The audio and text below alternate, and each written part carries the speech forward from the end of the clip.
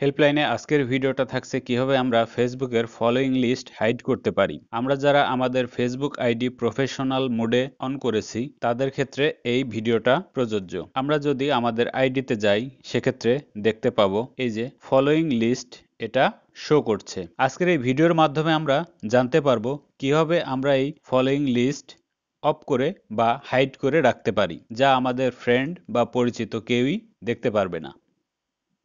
এজন্য প্রথমেই আমরা চলে যাব আমাদের আইডিতে আসার পর ডান পাশে দেখবেন 3 লাইন, এটাতে ক্লিক করবেন। এরপর একটু স্ক্রল করে নিচের দিকে চলে যাবেন, এখানে পেয়ে যাবেন সেটিং অ্যান্ড প্রাইভেসি, এটাতে ক্লিক করবেন।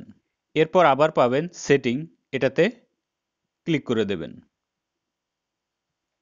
এরপর এরকম ইন্টারফেস আসবে, এখান থেকে একটু স্ক্রল করবেন, করে নিচেই পেয়ে যাবেন অপশনটি দেখুন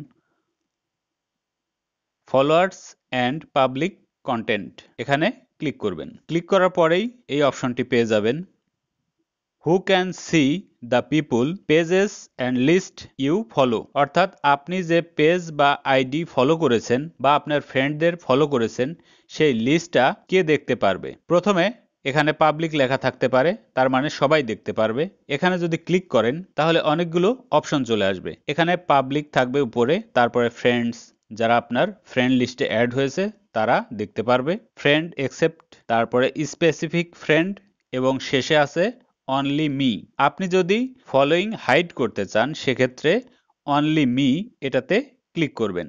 ডান পাশে এই নিচের বক্সে একটি টিক দেবেন, দেখুন এখানে অনলি মি হয়ে গেছে। এখন আমরা দেখি আমাদের আইডির ফলোইং লিস্টটা হাইড হয়েছে কিনা, অর্থাৎ অদৃশ্য হয়েছে কিনা। অন্য একটি আইডিতে আমরা চলে আসলাম, এখান থেকে আমার আইডিটা দেখছি, একটু রিলোড করব।